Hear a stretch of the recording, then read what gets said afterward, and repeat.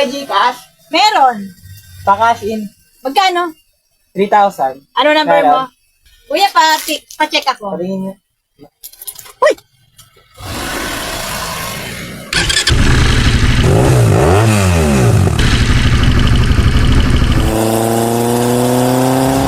Yo, mga ka-JSD, eto na naman tayo sa isa na namang nakakagulat, nakakatawa, pero nakakainis din na viral video. So ayun nga mga ka-JSD, may video na kumakalat ngayon. Si Ate Tindera, chill lang may nagpapakash in daw, riding in tandem pa.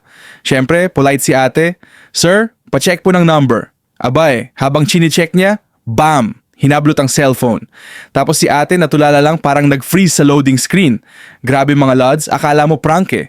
Pero yung expression ni ate, legit yung gulat. Yung tipong, wait, loading pa ako sa nangyari. Parang gusto niya pang i-refresh yung reality niya pero wala na error, phone not found.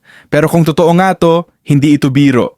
Ang dami na ngayong ganyang modus. Papanggap na magka-cash in, maglo-load, magpa-check ng number, tapos biglang hamblot gang pala, lalo na sa mga tindahan na maliit lang o walang CCTV, tips and awareness. So mga kanegosyo, lalo na sa mga nag-load o Gcash centers dyan, una, huwag ibigay o ipalapit sa customer ang cellphone mo.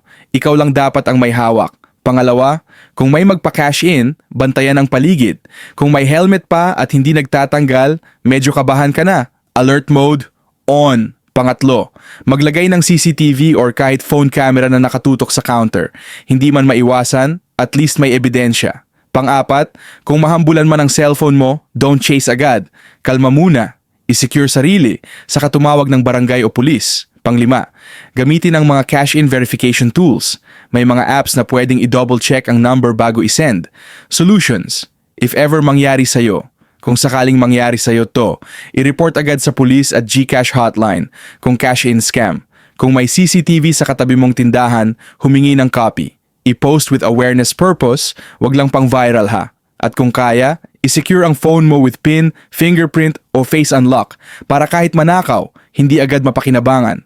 Eto mga ka-JSD, reminder lang na sa panahon ngayon, ang tiwala dapat may kasamang presence of mind.